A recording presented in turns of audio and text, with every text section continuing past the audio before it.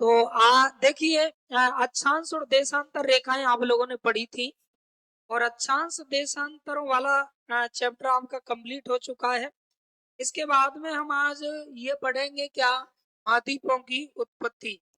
महाद्वीपों की उत्पत्ति किस प्रकार से हुई, यानी ये दूसरा चैप्टर आप पढ़ रहे हैं विश्व ज्योग्राफी में, दूसरा वाला चैप्टर है महाद्वीपों की क्या उत्पत्ति। तो संसार में आप बताएं मुझे फटाफट से कितने महाद्वीप हैं, कितने महाद्वीप हैं फटाक से बताइए। 7 महाद्वीप हैं। तो महासागरों की संख्या कितनी है? क्या बात, बाहर है मास्टर जी हो, मास्टरों को यही नहीं पता है बीएड कितने साल में होती है। फर्जी डिग्री तो नहीं लाए हो आजकल, भाजपा जांच बहुत करवा रही है फर्जी डिग्रियों की। हटाओ सबको ताकि विद्यार्थियों के साथ कोई गड़बड़ी नहीं हो। अब आपकी भर्ती भी तभी निकलेंगी पहले पूरी तरह जांच हो जाए। थानेदार सब हटी गए हैं देखें। तो इधर ध्यान लगाएं आप, महाद्वीपों की उत्पत्ति के विषय में हम पढ़ रहे हैं। संसार में 7 महाद्वीप और 5 महासागर हैं। इनकी उत्पत्ति कब हुई, किस युग में हुई, किस तरह से ये महाद्वीप बने थे, और क्या ये पृथ्वी पहले से ही टुकड़ों में थी या फिर इसका बाद में ये विभाजन हुआ है, और महाद्वीप क्या भविष्य में और बढ़ भी सकते हैं। महाद्वीपों की संख्या बढ़ सकती है, बिल्कुल बढ़ सकती है। महाद्वीप स्थिर नहीं है, याद रखिएगा, ये भी एक इम्पोर्टेंट बात है। हम जिन महाद्वीपों पर रहते हैं वो भी स्थिर नहीं है। तो ये महाद्वीपों की उत्पत्ति के विषय में हम पढ़ रहे हैं। देखिए महाद्वीपों की क्या उत्पत्ति, महाद्वीपों की जो उत्पत्ति हुई है याद रखें। तो इस उत्पत्ति को लेकर के यूं तो कई भूगोलवेताओं ने, कई विद्वानों ने अपने अलग अलग विचार दिए हैं, पर महाद्वीपों की उत्पत्ति को लेकर के अल्फ्रेड वेगनर की हम बात करें, किन की, अल्फ्रेड वेगनर। अल्फ्रेड कौन हुए? वेगनर। भाई राजस्थान की आकृति हो चा, अभी आप जब राजस्थान जी के पढ़ते हैं ना तो पढ़ते हैं कि राजस्थान की भौगोलिक स्थिति कैसी है, पतंगाकार या विषम कोणीय, त्रिभुज नहीं है, चतुर्भुजाकार है। कुछ ही बोलते रहे, विषम कोणीय चतुर्भुजाकार है। तो राजस्थान की आकृति किसके आधार पर है? तो वेगनर सिद्धांत पर आधारित है। तो ये अल्फ्रेड वेगनर हुए, और अल्फ्रेड जो वेगनर है, एक एक बात को आप अच्छे से सीखते चलो। अल्फ्रेड वेगनर याद रखें, अल्फ्रेड वेगनर जो हैं, इन्होंने 1900 कितने में, 12 ईस्वी में, 1900 कितने में, 12 में एक सिद्धांत दिया। 1912 में अल्फ्रेड वेगनर ने क्या किया? एक सिद्धांत दिया दोस्तों। क्या दिया? एक सिद्धांत दिया। यानी अल्फ्रेड वेगनर ने 1912 ईस्वी में एक सिद्धांत दिया। सिद्धांत जिसे हम अंग्रेजी में क्या बोलते हैं? प्रिंसिपल। सिद्धांत का मतलब होता है एक नियम निकाला, ये तरीका इन्होंने निकाला कि भाई इस तरह से महाद्वीपों की क्या हुई है उत्पत्ति। तो ये इन्होंने एक सिद्धांत दिया। अब ये जो इन्होंने सिद्धांत दिया, उस सिद्धांत का नाम क्या था सर? वो जो सिद्धांत इनके द्वारा दिया गया, उस सिद्धांत का नाम क्या था? तो देखिए सिद्धांत का नाम था महाद्वीपीय। क्या नाम था? महाद्वीपीय। महाद्वीपीय विस्थापन। महाद्वीपीय क्या? विस्थापन का, महाद्वीपीय विस्थापन का क्या सिद्धांत। तो सबसे पहला सवाल तो ये आपसे पूछा जा सकता है, ये कुछ सामान्य बिंदु हैं, महाद्वीपीय विस्थापन का सिद्धांत किसके द्वारा दिया गया? तो आपका जवाब होगा अल्फ्रेड वेगनर। इन्होंने कहा है कि भाई महाद्वीप जो हैं, इनका तो क्या हुआ है? विस्थापन हुआ है। विस्थापन का मतलब आप समझते हैं, एक जगह से हट करके दूसरी जगह चले जाना। जैसे मान लीजिए इसमें से ये टुकड़े होकर के टूट करके और ये कोई आधा हिस्सा इसका उधर चला जाए तो यही हो जाता है महाद्वीपों का विस्थापन।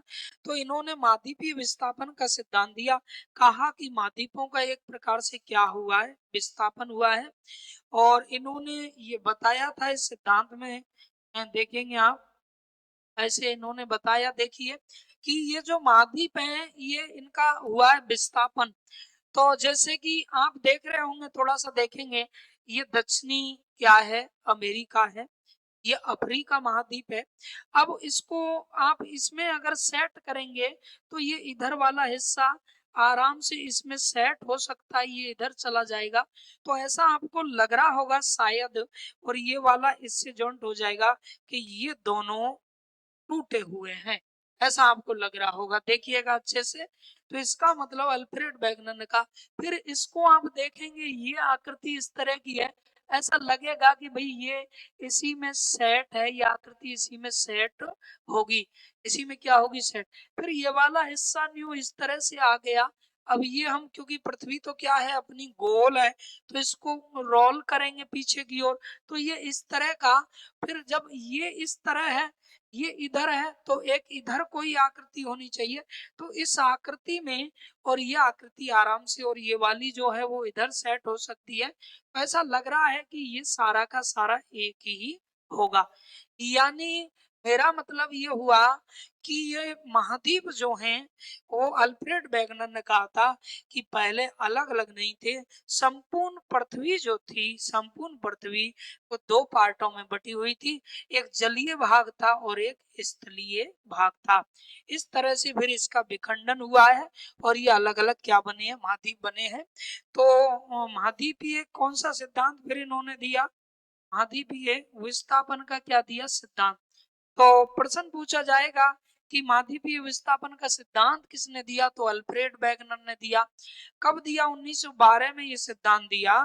और इनका मानना था कि महाद्वीपों का क्या हुआ है भाई, विस्थापन हुआ है।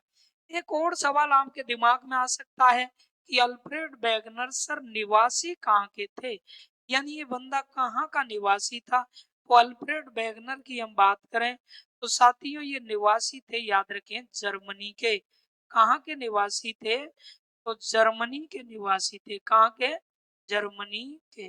अल्फ्रेड वेगनर के कंट्री अगर आप जानना चाहेंगे कि भाई इन्होंने जो सिद्धांत दिया है तो ये कहाँ के निवासी हैं, तो ये जर्मनी के निवासी हैं। कौन, अल्फ्रेड वेगनर। आप लिखते चलें, ऐसे नहीं बैठेंगे लगुन में है ना, लिखते चलें, फिर ये स्लाइड में चेंज कर दूंगा कहाँ से लिखोगे, तो समझते चलें और लिखते चलें, तो आराम से बैठे हैं।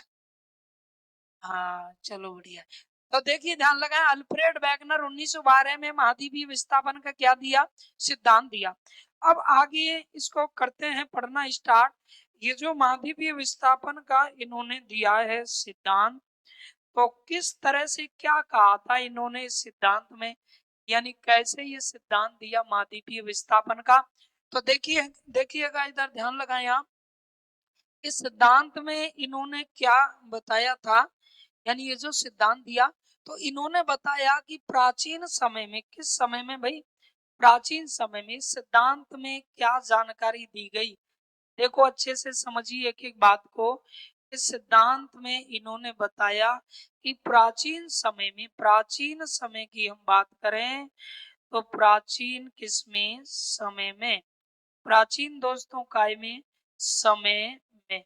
ऐसा कहते हैं कि आज से लगभग 65 करोड़ वर्ष पहले, है ना, एक युग था कार्बोनीफेरस युग, कार्बोनीफेरस युग।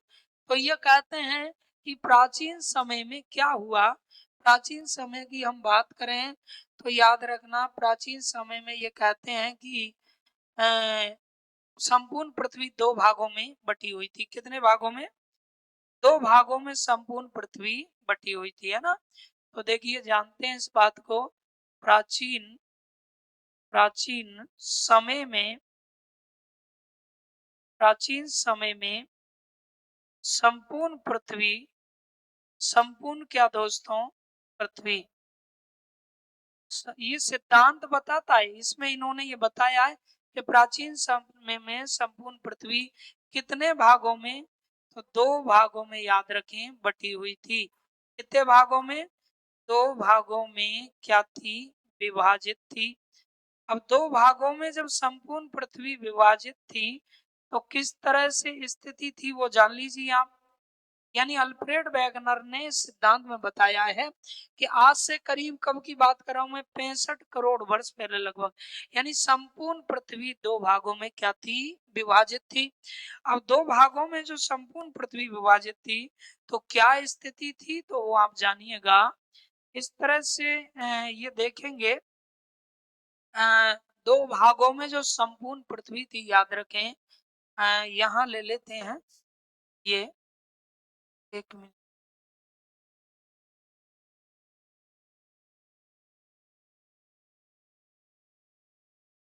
देखिए, ध्यान दें इधर, इस तरह से ये हो गया। तो एक पार्ट था स्थलीय भाग, एक तो क्या था? स्थल था। स्थल, आप हम स्थलीय भाग पर रह रहे हैं, हमारे चारों ओर जल ही जल है, स्थलीय भाग उभरा हुआ है, इसलिए जल इसके ऊपर नहीं आ पाता है क्योंकि जल राशि कैसी है? नीची है। तो ये जो पृथ्वी है, ये इस तरह से ये पृथ्वी थी, 2 भागों में बटी थी। एक वाला ये जो भाग है ये था कौन सा? स्थलीय भाग। ये वाला जो भाग है वो था कौन सा? स्थलीय भाग। एक तो ये वाला भाग था दोस्तों, इसके चारों तरफ स्थलीय जो भाग है, इस भाग के चारों तरफ क्या था?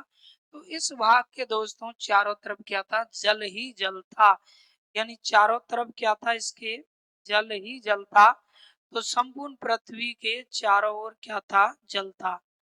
और इस तरह से ये जो जल था, तो एक भाग क्या हो गया? जलीय भाग हो गया। एक स्थलीय भाग हो गया, तो दूसरा भाग कौन सा? यानी जलीय भाग हो गया। तो संपूर्ण पृथ्वी याद रखें 2 भागों में बटी हुई थी। एक स्थलीय भाग था, तो सर दूसरा कौन सा था? ये वाला जो चारों तरफ आप देख रहे हैं, ये था कौन सा? जलीय भाग। ठीक है। पृथ्वी के इसके चारों ओर पृथ्वी 2 भागों में बटी हुई थी। एक तरफ वो हिस्सा था पृथ्वी का जो जल से आच्छादित था, ढका हुआ था। एक तरफ वो हिस्सा, हालांकि जल भी पृथ्वी पर ही था, लेकिन कुछ डूबी हुई थी पानी में और कुछ उभरी हुई थी। जैसे इसको हम देखें तो ये आधा इसमें डूबा हो, चारों तरफ पानी, तो एक जलीय पार्ट हो गया, और एक उभरा हुआ जो स्थल है स्थलीय पार्ट हो गया। तो ऐसे 2 भागों में बटी हुई थी। अब यहाँ एक प्रश्न बनता है, बहुत बहुत इंपॉर्टेंट सवाल बनता है कि इन्हें क्या नाम से जाना जाता था किसी जमाने में? भाई नाम तो होंगे इनका, कोई नाउन तो बना होगा ना, संज्ञा। तो जो स्थलीय भाग था, इस स्थलीय भाग को तो कहा जाता था क्या? पेंजिया। स्थलीय भाग को क्या कहते थे? पेंजिया, याद रखना। और जो जलीय भाग है, इस जलीय भाग को क्या कहा जाता था? तो जलीय भाग को कहा जाता था क्या? पेंथालासा, इस नाम से जानते थे। जलीय भाग क्या कहलाता था? पेंथालासा। तो प्राचीन समय में, ये मैं नहीं कह रहा हूँ, अल्फ्रेड वेगनर के अकॉर्डिंग आपको बता रहा हूँ। अल्फ्रेड वेगनर जो कि जर्मनी के निवासी थे, इन्होंने 1912 में एक सिद्धांत दिया, महाद्वीपीय विस्थापन का सिद्धांत। और एक सिद्धांत में, इस सिद्धांत में इन्होंने बताया कि प्राचीन समय में संपूर्ण पृथ्वी 2 भागों में क्या थी? विभाजित थी। कैसे 2 भागों में विभाजित थी? तो इधर आप देख सकते हैं, इस तरह चारों तरफ जल था और स्थल था, ये स्थल कुछ उठा हुआ था। तो एक स्थलीय भाग और एक जलीय भाग 2 भागों में बटी हुई थी। जलीय राशि जो चारों तरफ थी उसे कहा जाता था पेंथालासा, और स्थलीय भाग को क्या कहते थे? पेंजिया। तो कई बार इस तरह के सवाल आए हैं। अब इस पेंजिया का विखंडन होगा, पेंजिया का क्या होगा? विखंडन होगा। और ये पेंजिया ही टूट करके अलग अलग टुकड़े हो जाएंगे, और वो टुकड़े दूर चले जाएंगे। जब वो टुकड़े दूर जाएंगे तो उनके बीच में जल राशि आ जाएगी, पानी आ जाएगा, पेंथालासा का जल आ जाएगा। तो जो टुकड़े होंगे वो टुकड़े तो क्या कहलाएंगे? महाद्वीप कहलाएंगे। उनके बीच में जो जलराशि जमा हो जाएगी वो किस नाम से जाने जाएंगे? महासागर के नाम से जाने जाएंगे। तो वो बीच की जलराशि 5 भागों में डिवाइड होगी। जो 5 महासागर होंगे और ये टुकड़े कितने होंगे 7, जो 7 क्या बनेंगे महाद्वीप। तो इस तरह से अल्फ्रेड वेगनर कहते हैं कि भाई पेंजिया का विखंडन हुआ, टूट गई थी, उसके बाद में कोई टुकड़ा किधर चला गया, कोई किधर गिरा, कोई कहीं गिरा, है ना। वो कहते हैं ना दिल के टुकड़े हजार हुए, कोई कहीं गिरा कोई कहीं गिरा। तो ऐसे पेंजिया के टुकड़े हो गए और पेंजिया जो है याद रखें इधर उधर बिखर गई। तो ये स्थलीय और जलीय दो भाग इसके हैं दोस्तों, किसके, पेंजिया के। अब आगे अगली नेक्स्ट घटना क्या हुई, अल्फ्रेड वेगनर कहते हैं कि सूर्य और चंद्रमा दोनों के अंदर क्या है, गुरुत्वाकर्षण पावर है। तो अगला चित्र यहाँ मैं बना रहा हूं, इसमें हमें यही याद रखना है कि जलीय भाग को क्या कहा गया, जो जलीय भाग है याद रखना, कैसा भाग, जलीय। देखो जलीय भाग को किस नाम से जाना गया, तो दोस्तों जो जलीय भाग था उसे जाना गया किस नाम से, जलीय, जलीय भाग बताओ क्या कहलाया, जलीय भाग पेंथालासा, क्या, पेंथा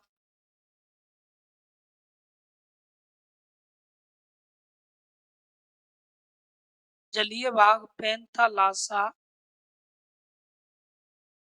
कहलाया, ठीक।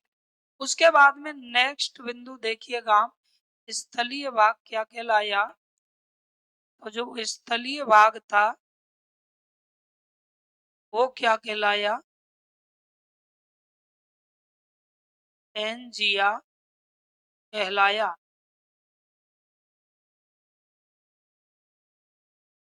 स्थलीय भाग किस नाम से जाना गया, पेंजिया, और जलीय भाग को क्या कहा गया, पेंथालासा कहा गया। अब इसके बाद में नेक्स्ट अगला देखिए, अगले चित्र में हम देखते हैं ये जो पृथ्वी है याद रखें, जैसे यहाँ हो गया इस तरह से,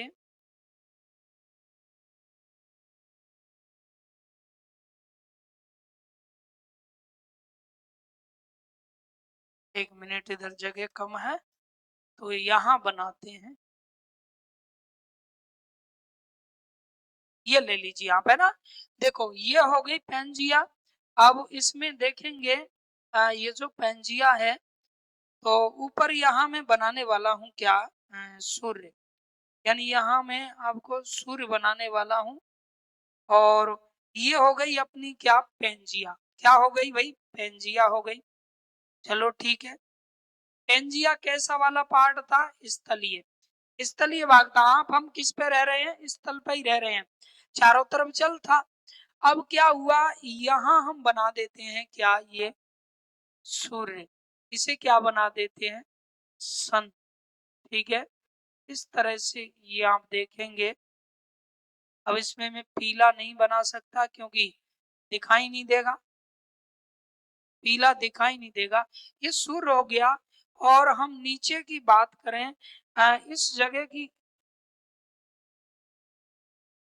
एक मिनट, इस जगह की अगर बात करें तो यहाँ आपका हो जाएगा ये क्या, देखो चंद्रमा। तो यहाँ एक चंद्रमा बना लेते हैं, ये हो गया क्या, चंद्रमा, ठीक। ये इधर हो गया चंद्रमा, यानी चंद्रमा यहाँ बना देते हैं, ये हो गया क्या, चंद्रमा। दोनों के अंदर गुरुत्वाकर्षण बल है, सूर्य और चंद्रमा दोनों में क्या है, चंद्रमा गुरुत्वाकर्षण पावर है। गुरुत्वाकर्षण बल जानते हैं आप क्या होता है, किसी भी चीज को अपनी ओर खींच लेने का पावर, ताकत, क्या कहलाता है, गुरुत्वाकर्षण बल कहलाता है। तो तीनों के अंदर है गुरुत्वाकर्षण बल। तो हाँ, पृथ्वी से कोई पत्थर फेंको तो नीचे आ जाता है ना, लेकिन इनके अंदर गुरुत्वाकर्षण बल कुछ ज्यादा है, अपनी ओर खींचने का पावर ज्यादा है। तो सूर्य जो है, ध्यान देना प्लीज, अच्छे से समझो एक एक बात को ताकि दिमाग में सेट हो जाए। सूर्य जो है इसमें सबसे ज्यादा गुरुत्वाकर्षण बल है, सबसे ज्यादा गुरुत्वाकर्षण बल किसमें, सूर्य में। और चंद्रमा में सूर्य से कम गुरुत्वाकर्षण बल है, लेकिन हमारी पृथ्वी पर, हमारी पृथ्वी पर ज्यादा जो नेतागिरी करता है ना, दादागिरी, वो कौन करता है? चंद्रमा। चंद्रमा का गुरुत्वाकर्षण बल ज्यादा काम करता है किस पर? पृथ्वी पर। वैसे गुरुत्वाकर्षण की पावर या शक्ति किस में ज्यादा है? सूर्य में। लेकिन हमारी पृथ्वी पर, जिस पृथ्वी को प्राचीन समय में क्या कहते थे? पेंजिया। क्या कहते थे? पेंजिया। इस पर सबसे ज्यादा गुरुत्वाकर्षण बल लगता है किसका? चंद्रमा का। कारण क्या है समझो, ये चंद्रमा पेंजिया के क्या है? नजदीक है। चंद्रमा पेंजिया के क्या है? नजदीक है। और सूर्य पेंजिया से क्या है? दूरी पर है। तो आप जानते हैं भाई, जो ज्यादा नजदीक होगा, ज्यादा नजदीक होगा तो अट्रैक्शन ज्यादा बढ़ेगा, सीधी सी बात है, बल ज्यादा लगेगा। और ये जो चंद्रमा है, इसका गुरुत्वाकर्षण बल का ही तो खेल है कि इस पेंजिया के चारों तरफ जो जल है ना, जल, उस जल को ये चंद्रमा अपनी तरफ उठा लेता है, उठाने की कोशिश करता है। पर इतना भी इसका औकात नहीं कहीं उस जल को उठा के ले जाए, इतना भी पावर नहीं है। तो जब ये उस जल को, पृथ्वी के जल को जैसे ही उठाता है, खींचता है अपनी ओर, तो ऐसी क्रिया को कहते हैं समुद्री ज्वार का आना। लेकिन ये वो पूरी तरह नहीं ले जा पाता है, फिर वो जल गिर जाता है उसी समुद्र में, समुद्र का जल। तो ऐसी क्रिया को कहते हैं भाटा। तो ज्वार भाटा आपने कभी नाम सुना होगा। ज्वार भाटा क्यों आते हैं? चंद्रमा के गुरुत्वाकर्षण बल के कारण आते हैं। चंद्रमा पृथ्वी के चारों ओर जो जल राशि है, पृथ्वी जिसे पेंजिया बोलते थे पहले, जल राशि जिसको पैंथालासा बोलते थे, उस जल को अपनी ओर खींचता है गुरुत्वाकर्षण बल से। तो जैसे ही जल ऊपर उठता है, इस क्रिया को कहते हैं क्या? ज्वार। और वो गिरना फिर जल का वो भाटा। तो ये चंद्रमा है। अब देखिएगा, इस पर आइएगा हम सीधे सीधे कंसेप्ट पर। अल्फ्रेड वेगनर क्या कहते हैं कि प्राचीन समय में संपूर्ण पृथ्वी एक क्या थी? पेंजिया थी। जिसकी पेंजिया थी और पेंथालासा थी, दो भागों में बटी थी। जल वाले पार्ट को बोलते थे पेंथालासा, और स्थलीय भाग को क्या बोलते थे? पेंजिया। ठीक। फिर ये कहते हैं कि सूर्य और चंद्रमा का गुरुत्वाकर्षण बल इस पृथ्वी को यानी पेंजिया को अपनी तरफ क्या करने लगा? खींचने लगा। और एक वक्त ऐसा आया कि चंद्रमा का गुरुत्वाकर्षण बल पेंजिया को अपनी ओर खींच रहा था, और सूर्य का गुरुत्वाकर्षण बल अपनी ओर खींच रहा था। तो इस पेंजिया के दो क्या हो गए? टुकड़े हो गए। कितने टुकड़े हो गए? दो टुकड़े हो गए, है ना। और पेंजिया एक वक्त ऐसा आया कि कितने टुकड़ों में विभाजित हो गई पेंजिया? तो दो टुकड़ों में पेंजिया क्या हो गई? विभाजित हो गई। इस तरह पेंजिया के कितने टुकड़े हो गए? दो। एक ये टुकड़ा हो गया, और पेंजिया का एक ये वाला क्या हो गया? टुकड़ा। ऐसे पेंजिया छोटे बड़े हो गए हैं। पेंजिया कितने टुकड़ों में विभाजित हो गई? यानी दो टुकड़ों में पेंजिया क्या हो गई? विभाजित हो गई। एक समय ऐसा आया, सूर्य अपनी ओर खींचे, चंद्रमा अपनी ओर, और पेंजिया का क्या हो गया? विखंडन हो गया सूर्य और चंद्रमा के गुरुत्वाकर्षण बल के कारण। अब एक पेंजिया की कितनी पेंजिया बन गई सर? एक पेंजिया की दो टुकड़े हो गए। तो जो उत्तरी हिस्सा है, जो ऊपर की ओर बना, ऊपर की ओर जो हिस्सा था, वो किस नाम से जाना गया? तो उत्तरी जो इसका भाग था, मेरा मतलब है एक उत्तरी भाग बना, एक उत्तरी भाग बन गया, और एक नीचे वाला पार्ट, ये कौन सा भाग बन गया सर? तो ये दोस्तों दक्षिणी भाग बन गया। कौन सा? दक्षिणी क्या बन गया? भाग। तो एक बन गया उत्तरी भाग और एक बन गया दक्षिणी भाग। दो भाग हो गए थे। ऊपर वाला पेंजिया का टुकड़ा उत्तरी भाग, नीचे वाला दक्षिणी भाग। अब इनके कुछ तो नाम रखे गए होंगे। तो क्या नाम इनके रखे गए? जो उत्तरी भाग था, इस उत्तरी भाग का नाम रखा गया क्या? तो इसका नाम रखा गया, याद रखें, अंगारा लैंड। क्या नाम रखा गया? अंगारा लैंड। अंगारा लैंड। इसी को एक और नाम से जानते हैं, क्या? लोरेंसिया। किस नाम से? तो लोरेंसिया के नाम से भी इसे जाना जाता है। वैसे लोरेंसिया का एक पठार है, बहुत जबरदस्त तरीके से आपको ये चीज पढ़ाई जाएगी। आप महाद्वीप जब पढ़ोगे, तो इस तरह से महाद्वीप पढ़ोगे कि एक ही बार में खेल खत्म। खेल खत्म आपका नहीं, परीक्षा का। यानी पूरी तरह डिटेल से, विस्तार से, प्रैक्टिकली चलेगा। पूरा का पूरा 100% याद भी होगा। तो उत्तरी भाग क्या कहलाया? अंगारा लैंड या लोरेंसिया। जो दक्षिणी भाग था वो दक्षिणी भाग कहलाया क्या? गोंडवाना लैंड। इस नाम से जाना गया। तो गोंडवाना याद रखना, लैंड के नाम से जाना गया। कौन सा भाग? दक्षिणी भाग। तो बताएंगे आप, सूर्य और चंद्रमा के गुरुत्वाकर्षण बल के कारण पेंजिया का क्या हुआ? विखंडन हुआ। पेंजिया का विखंडन हुआ। और पेंजिया कितने भागों में बटी? 2 भागों में। पेंजिया का उत्तरी भाग क्या कहलाया? अंगारा लैंड। और इसका दक्षिणी भाग क्या कहलाया? गोंडवाना लैंड। देखो ये पहले नंबर की इमेज है, इमेज नंबर 1। ये आपकी इमेज नंबर 2 हो गई। और ये आपकी इमेज नंबर क्या हो गई? 3 हो गई, है ना। तो ये कहलाया अंगारा लैंड और क्या? गोंडवाना लैंड। बात समझ में आ गई यहाँ तक? अब क्या हुआ? इसमें गड़बड़ी हुई। गड़बड़ी कौन सी हुई गुरुजी? ये जो जल है ना, ध्यान दीजिए, ये जो जल है भाई, ये जो जल है जिसे क्या कहते हैं बताओ अपन? पैंथालासा। जलीय राशि पैंथालासा थी। तो जब इसका विखंडन हुआ, इसके चारों तरफ जल था, चारों तरफ जल था, तो वो जल इसके अंदर क्या कर गया? एंट्रेंस कर गया। वो जल इन दोनों टुकड़ों के अंदर एंट्रेंस कर गया। क्योंकि इसमें डिस्टेंस लग गया ना, बीच में क्या लग गया? डिस्टेंस लग गया। तो बीच में पानी तो आएगा ना भाई, बीच में पानी को तो आना ही है। तो ये जो है याद रखें क्या? पैंथालासा।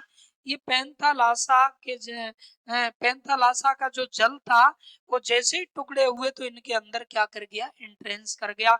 और यही जो जलीय राशि है, यही जो जलीय राशि है, पैंथालासा का वह जल जो लोरेंसिया और किसके? गोंडवाना लैंड के मध्य में आ गया, वो क्या कहलाया? तो वही कहलाया क्या? टैथिस सागर। क्या कहलाया? टैथिस सागर के नाम से जाना गया। बात समझ में आ गई कि नहीं? कल के लिए आपसे पूछा जाए कि लोरेंसिया, एक हिस्सा लोरेंसिया बना है ना ये ऊपर वाला, और नीचे वाला क्या बना? गोंडवाना लैंड। लोरेंसिया और गोंडवाना लैंड के मध्य में पेंथालासा का जल आ जाने से किसका निर्माण हुआ? टैथिस सागर का। तो टैथिस सागर जो बना है वो किसके जल से बना है? पेंथालासा की जलीय राशि से बना है ना। तो यहाँ तक आप समझ गए? नोट कर रहे हो तो नोट कर लीजिए आप फटाफट। हाँ जी।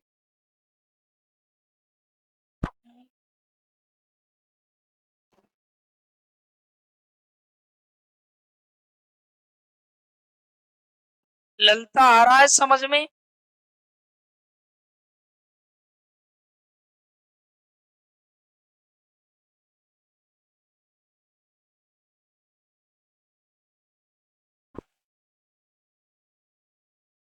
पूरा का पूरा कंसेप्ट क्लियर करो एक तरफ से, ताकि कोई दिक्कत नहीं। फोटो खींचने वाले तुरंत तैयार रहते हैं, तैयारी।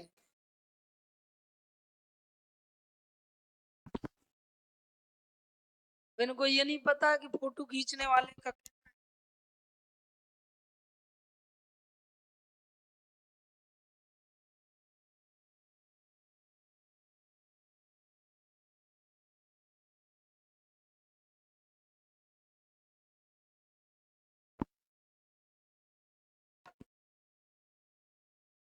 चलो और आप बना लेना इनको देख के बाद में।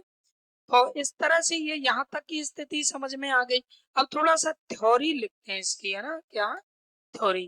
देखो, तो क्या इसकी थ्योरी बनेगी? तो यहाँ से लिखते हैं कि प्राचीन समय में, वो तो मैंने लिखा ही, पेंजी आती है ना। तो सूर्य, सूर्य व चंद्रमा, सूर्य व चंद्रमा के किसके कारण भाई?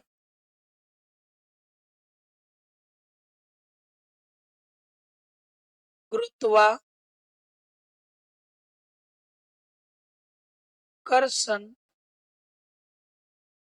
बल के कारण, बल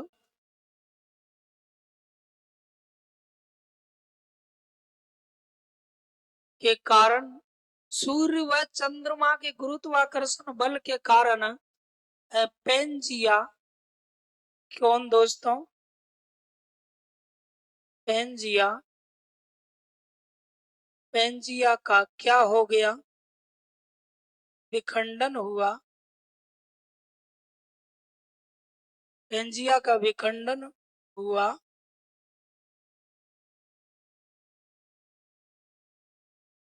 और दो भाग, कितने भाग, दो भाग बने। कितने भाग बने बताइए फटाफट, दो भाग बन गए।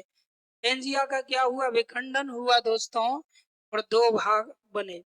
अब कौन कौन से दो भाग बने हैं, दो भाग जो बने वो कौन कौन से बने बताओ। एक भाग आपका बना कौन सा, लोरेंसिया,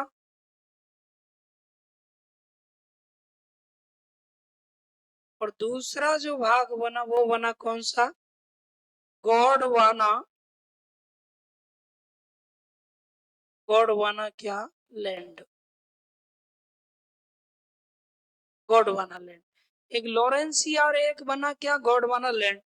एक अलग स्थिति और जान लीजिए कि इन दोनों के मध्य में, ये जो दोनों हैं, एक तो लोरेंसिया और गोंडवाना लैंड, दोनों के कहां पर, मध्य में। इनके मध्य में जो जलराशि जमा हो गई,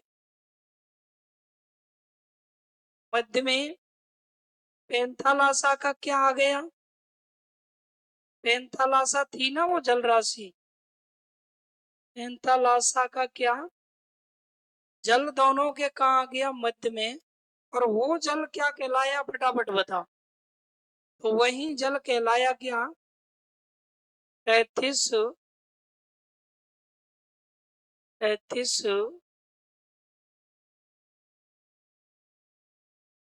सागर।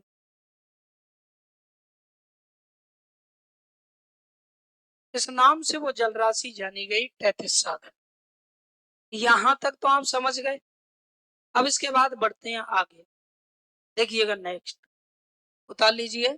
तो सूर्य व चंद्रमा के गुरुत्वाकर्षण बल के कारण पेंजिया का विखंडन हुआ, और यहाँ और लिखना है, और क्या हुआ, और दो भाग बने।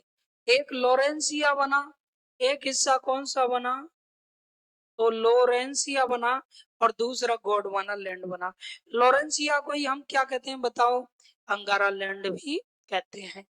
अब बाद में इनका भी विखंडन होने वाला है, ये भी टूटने वाले हैं और इनमें से अलग अलग हिस्से बनेंगे। तो इसका भी विखंडन होगा, किसका, लोरेंसिया का। ये जो याद रखें लोरेंसिया है, क्या, लोरेंसिया जो है, इसका भी आगे चलकर क्या हुआ, विखंडन हुआ। और ये जो है गोंडवाना लैंड, इसका भी आगे चलकर क्या हुआ, विखंडन हुआ, है ना। तो बाद में जब इनके विखंडन हुए, आगे चलकर, आगे आगे चलकर क्या होता है, इसका भी विखंडन, क्योंकि गुरुत्वाकर्षण बल ये चीजें तो चलती ही रही हैं, और आगे चलकर इसका भी क्या हुआ, विखंडन। आगे चलकर इसका भी हो गया क्या, विखंडन। तो इन दोनों का याद रखना, विखंडन हो गया आगे चल के, ये भी टूट गए। पहले दो टुकड़े हुए, फिर टुकड़े में से टुकड़े हुए। अब कैसे टुकड़े हुए तो वो देखते चलिए आप। ऊपर वाला जो हिस्सा था, ऊपर वाला जो हिस्सा था, उसके दो टुकड़े हुए, और एक जो टुकड़ा इस तरह से, एक ये टुकड़ा, और एक बना इस तरह से क्या, ये टुकड़ा। यानी ऊपर वाले हिस्से के दो टुकड़े इस तरह हुए, इसमें से, इसकी मैं बात कर रहा हूं, इसके ये टुकड़े बने। अब वो ये पूरा का पूरा पहले क्या था बताओ मुझे, ऊपर वाले हिस्से को पहले क्या कहते हैं, इसके भी दो टुकड़े हो गए, एक टुकड़े पर ये दो टुकड़े हो गए, पर महाद्वीप कितने हैं इस पर, 3, क्योंकि इस पर 2 महाद्वीप हैं। एक जो टुकड़ा था ये वाला, चलो मैं जैसी बन सकेगी सेम जैसी स्थिति बनाने की कोशिश करता हूँ। तो देखिए इस तरह से ये हुए टुकड़े ऐसे,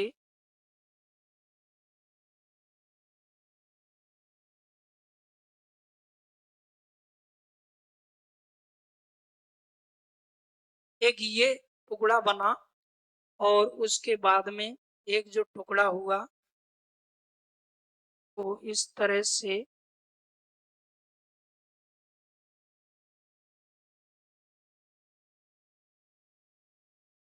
ये बन गया। अब ये जो दो टुकड़ा बने याद रखें, इस पर एक महाद्वीप है और इस पे 2 महाद्वीप है। इस पे कौन सा महाद्वीप है, तो उत्तरी अमेरिका महाद्वीप है। कौन सा, उत्तरी अमेरिका महाद्वीप है। और इस महाद्वीप में कितने देश हैं, 29 देश हैं। यानी एक ही टुकड़ा है जिसको कहते हैं उत्तरी अमेरिका, और इस पे कितनी कंट्री है, कितनी कंट्री है, 29 कंट्री इस पर है। तो ये हो गया। अब कल के लिए आपसे सवाल पूछ लेंगे, भाई बताओ मेरा पैर कट के दूर चला जाए तो वो किसका अंग माना जाएगा, मेरा ही तो अंग माना जाएगा ना। तो आपसे पूछें कि उत्तरी अमेरिका जो है वो किसका अंग है, इसका अंग है कि लोरेंसिया का, लोरेंसिया का अंग है। अंग कह लो, अच्छा अवशेष कह लो, अवशेष है ना, हिस्सा कह लो। तो इस तरह से आपसे पूछे कि उत्तरी अमेरिका महाद्वीप किसका अवशेष माना जाता है, तो लॉरेंसिया का क्या माना जाता है, अवशेष। ठीक है। अब इधर देखें, और लॉरेंसिया का दूसरा टुकड़ा हुआ, इस पर 2 महाद्वीप हैं, बीच में से ऐसे एक पर्वतमाला निकल गई है, उसके वजह से इस पर 2 महाद्वीप हैं। और ये पर्वतमाला जिसे कहते हैं यूराल पर्वत, इसी को यूरेशिया पर्वत भी कहते हैं। तो इधर के हिस्से में तो यूरोप महाद्वीप है, ये बसा हुआ है। 46 कंट्री है इस पर, कितनी कंट्री, 46 कंट्री हैं। और इधर वाला हिस्सा है, इसे हम कहते हैं एशिया, एशिया कितनी कंट्री है, 47 कंट्री है इस पर। तो इस तरह से ये 3 याद रखें बन गए अपने कौन, महाद्वीप। तो ये महाद्वीप जो है, ये वाला और ये वाला, ये वाला महाद्वीप, ये वाला महाद्वीप और ये वाला महाद्वीप, तीनों के तीनों महाद्वीप जो बने वो किस में से बने बताओ मुझे आप, लॉरेंसिया या अंगारा लैंड में से बने। बाद में जब ये गुरुत्वाकर्षण चलता गया फिर टुकड़े भी खिंचते चले गए, विखंडन हो गया, तो इस तरह से ये बने। तो प्रश्न पूछा जाएगा कि लोरेंसिया में से या लोरेंसिया के अवशेष के रूप में कितने महाद्वीप जाने जाते हैं, तो 3 महाद्वीप जाने जाते हैं, उत्तरी अमेरिका और एक हो गया यूरोप और एक हो गया एशिया। अब जो नीचे वाला हिस्सा था फिर उसके टुकड़े हुए, ये वाला जो नीचे वाला जो हिस्सा है ये, तो इस हिस्से की हम बात करें तो इसके बाद में टुकड़े हुए, और इसके टुकड़ों में से कौन कौन बने, तो ये इस तरह से इसके टुकड़ों में से देखें, एक ये महाद्वीप बना, जिसे कहते हैं क्या, दक्षिणी अमेरिका, क्या कहेंगे जिसे, दक्षिणी अमेरिका। तो बताओ उत्तरी अमेरिका तो किसका अवशेष माना जाएगा, लोरेंसिया का, लेकिन दक्षिणी अमेरिका किसका अवशेष माना जाएगा, तो गोंडवाना लैंड का अवशेष माना जाएगा।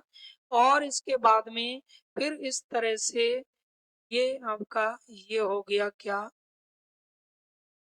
ये हो गया कौन सा, अफ्रीका। तो अफ्रीका जो है वो अफ्रीका किसका अवशेष माना जाएगा, गोंडवाना लैंड का अवशेष माना जाएगा, कौन, अफ्रीका। और इसी में नीचे के हिस्से में इस तरह से आप देखते हैं एक महाद्वीप है, कौन सा, अंटार्कटिका। कौन सा महाद्वीप है, अंटार्कटिका, जो बर्फ से ढका महाद्वीप है, जनशून्य महाद्वीप है, ये भी इसी का पार्ट माना जाएगा। और इसके बाद में याद रखें फिर एक टुकड़े के रूप में इस तरह से हम देखते हैं, और ये हो गया कौन सा, तो ऑस्ट्रेलिया हो गया। और ऑस्ट्रेलिया महाद्वीप भी इसी का क्या माना जाएगा, टुकड़ा माना जाएगा। तो देखिए एक ये हो गया, इसके बाद में एक ये हो गया, और अगला देखेंगे आप तो एक आपका ये हो गया, और नेक्स्ट हम बात करें तो एक ये हो गया। इस तरह ये 4 महाद्वीप जो आपको दिखाई दे रहे हैं, इनकी उत्पत्ति हुई है किस हिस्से में से? गोंडवाना लैंड में से। और इन ये जो 3 महाद्वीप देख रहे हैं, इन्हें जुड़वा महाद्वीप कहते हैं। जुड़वा महाद्वीप कहते हैं क्योंकि ये एक ही स्थल पे 2 महाद्वीप हैं। इनकी उत्पत्ति हुई है किससे? लॉरेंसिया से। तो इस तरह आप देख रहे होंगे महाद्वीप कितने हैं भाई? महाद्वीप कितने हो गए? 7 हो गए। 1 2 3 4 5 6 7।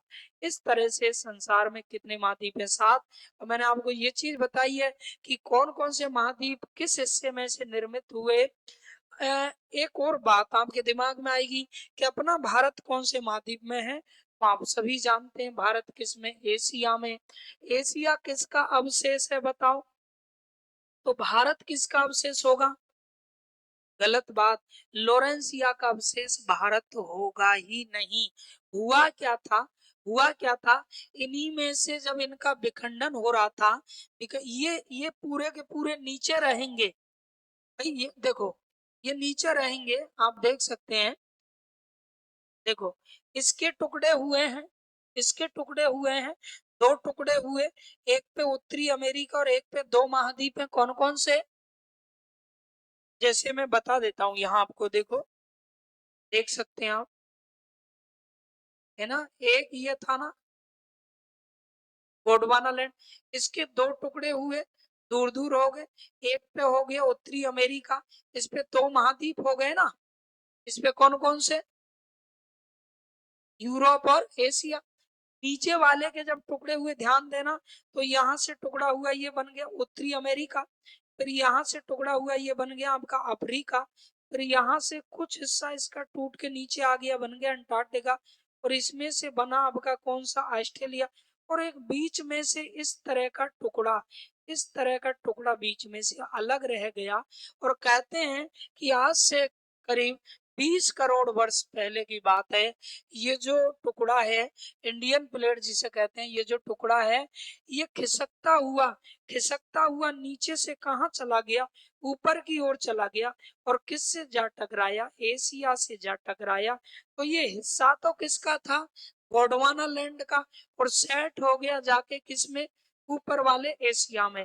तो इस तरह से देखिए, ये जो अपना इसमें हम पढ़ते हैं, यानी इसमें जो इंडिया है, इंडिया जो है इसमें क्या है? इंडिया भले ये एशिया किसका अवशेष है? एशिया महाद्वीप लॉरेंसिया का। लेकिन हम भारत की बात करें, स्पेशल भारत की, तो भारत किसका टुकड़ा है? ये पूरे के पूरे टुकड़े नीचे वाले के हिस्से है ना। गोंडवाना लैंड नीचे ही तो बताया मैंने, इनमें से ये ऊपर की ओर गया। और भारत गोंडवाना लैंड का क्या है दोस्तों? गोंडवाना लैंड का क्या है? अवशेष। गोंडवाना लैंड का क्या माना जाता है? अवशेष। तो ये बहुत ही इंपॉर्टेंट सवाल है, क्योंकि हमको लगता है कि एशिया लोरेंसिया का भाग है, तो एशिया में ही तो इंडिया है ना, तो इंडिया भी उसी का भाग होगा। ऐसा कतई नहीं है। भारत गोंडवाना लैंड का अवशेष है, इसीलिए भारत में तमाम पर्वत और पर्वतमाला हैं, किसका अवशेष मानी जाती हैं? गोंडवाना लैंड का। तो मैंने आपसे सवाल पूछा था, अरावली पर्वतमाला किसका अवशेष है? गोंडवाना लैंड का। सीधी सी बात है, फटाक से ही बता दो। अरावली पर्वतमाला किसका अवशेष है? गोंडवाना लैंड। अच्छा बताएं, राजस्थान का दक्षिण पूर्वी पठारी भाग, पर्वत और पठार इसी में सबको, राजस्थान का दक्षिण पूर्वी पठारी भाग किसका अवशेष है? गोंडवाना लैंड का। क्योंकि राजस्थान है किसमें? इंडिया में। इंडिया किसका पार्ट है? गोंडवाना लैंड का। तो गोंडवाना ही आने वाला है। तो ये चीज आपको दिमाग में रखनी है। तो अब मुझे एक बार आप फटाफट बता दीजिए, यानी लोरेंसिया में से कौन कौन बने हैं? फटाफट बताओ। उत्तरी अमेरिका, यूरोप और एशिया। बाकी सब गोंडवाना लैंड। बाकी सब गोंडवाना लैंड। दक्षिणी अमेरिका गोंडवाना लैंड का अवशेष है। अफ्रीका गोंडवाना लैंड का हिस्सा है। और उसके बाद में Australia Gondwana land, Antarctica Gondwana land, और इंडिया भी गोंडवाना लैंड। ये भी आपको दिमाग में रखना है। इंडिया भी किसका अवशेष है? तो गोंडवाना लैंड का क्या माना जाता है? हिस्सा। अब इस तरह से देखो ये महाद्वीप बन के क्या हो गए? तैयार हो गए। अब मैं आपसे पूछ रहा हूँ इनमें से आप फटाफट बताएं। अच्छा एक चीज और बताओ, महाद्वीपों को फिर से जोड़ दिया जाए, मिला दिया जाए, महाद्वीपों का एकीकृत कर दिया जाए, इकट्ठे कर दिए जाए, तो फिर क्या बन जाएगी दोबारा से? पेंजिया। तो सवाल पूछा जा सकता है, क्योंकि महाद्वीप बने किस में से है? पेंजिया में से। भाई ये मोबाइल है, इसके टुकड़े कर दिए जाएं, फिर टुकड़ों को जोड़ के फिर बना दी जाए तो क्या बन जाएगी? मोबाइल। तो पेंजिया के विखंडन से किसका निर्माण हुआ है? महाद्वीपों का। और महाद्वीपों को एकीकृत कर दिया जाए तो बन सकती है क्या? पेंजिया। और इस तरह का सवाल एक बार रेलवे भर्ती परीक्षा में पूछा गया था कि महाद्वीपों को एकीकृत करने पर किसका निर्माण हो सकता है? तो फिर से बन सकती है क्या? पेंजिया। अब ये जो विखंडन हो रहा है, महाद्वीप कितने हैं? 7 हैं। विस्थापन हो गया, विस्थापन यही सिद्धांत दिया था ना उन्होंने कि टुकड़े होके, विस्थापन का मतलब एक जगह से हटके दूसरी जगह चले जाना। अब जो विस्थापन हुआ ये नीचे नीचे वाले, ये तो सब गोंडवाना लैंड के हिस्से हैं नीचे वाले। ऊपर वाला किसका है? लॉरेंसिया के हिस्से हैं। अब इनके बीच में पानी भर गया, ये पानी आ गया किसका? इसका जल आ गया भाई। तो वो सब क्या बन गए? फिर महासागर बन गए। क्या बन गए? महासागर बन गए। तो ये है आपका उत्तरी अमेरिका। तो ये एक तो उत्तरी अमेरिका हो गया। कौन? उत्तरी अमेरिका। ये आपका हो गया। देखो उत्तरी अमेरिका अलग अलग लिखे हैं इसमें, या मैं लिख देता हूँ उत्तरी क्या? अमेरिका। आप मुझे बताओ उत्तरी अमेरिका किसका अवशेष है? इसके बाद में कटा फटा महाद्वीप कहते हैं यूरोप को। यूरोप और एशिया मिले हुए हैं, बीच में से ऐसे अलग होते हैं ये यूरोप हो गया। यूरोप बताओ किसका अवशेष है? लेकिन ये जो एशिया है, एशिया किसका अवशेष है? पर एक बात सुन लो, एशिया में जो इंडिया है ना नीचे, भारत जो है वो गोंडवाना लैंड का अवशेष है। क्योंकि ये टुकड़ा, ये ऑस्ट्रेलिया महाद्वीप है। कौन सा? ऑस्ट्रेलिया। ये किसका अवशेष है भाई? ऑस्ट्रेलिया, गोंडवाना लैंड का अवशेष है। ये अफ्रीका है, अफ्रीका भी किसका अवशेष है? तो सर गोंडवाना लैंड का अवशेष है। ये दक्षिणी अमेरिका है, दक्षिणी क्या? अमेरिका। और ये किसका अवशेष है? तो ये दक्षिणी अमेरिका भी गोंडवाना लैंड का अवशेष है। और नीचे इसमें दिखाया नहीं है, यानी अंटार्कटिका की हम बात करें नीचे, तो अंटार्कटिका भी इस तरह से किसका अवशेष है? तो ये अंटार्कटिका भी दोस्तों किसका है? अंटार्कटिका। ये भी गोंडवाना लैंड का अवशेष है। अब ये नीचे वाला था गोंडवाना लैंड, इसी का ये था, और ऊपर जाके इसमें सेट हो गया, यानी जा टकराया और मिल गया ये वाला पार्ट। तो याद रखें ये महाद्वीपों का क्या हुआ? विखंडन हुआ, टुकड़े हुए।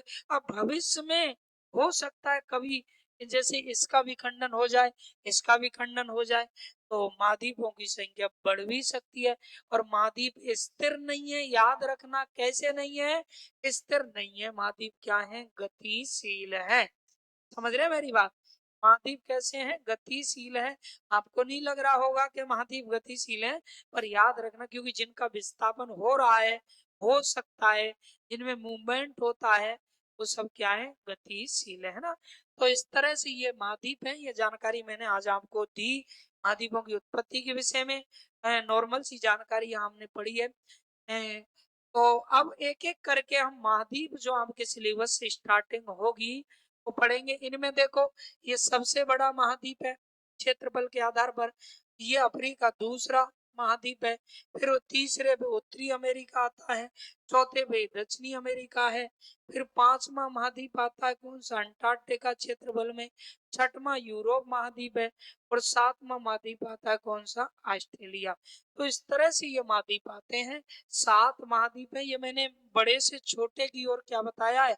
क्रम बताया है, यानी जिन्हें हम कहते हैं कैसा क्रम? बड़े से छोटे की ओर, है ना। पहले बड़ा, फिर छोटा, फिर छोटा, उतरता क्रम, अवरोही क्रम जिसे बोलते हैं। तो इस तरह से ये अपने महाद्वीप है। एक एक महाद्वीप को नेक्स्ट क्लास में आप पढ़ेंगे।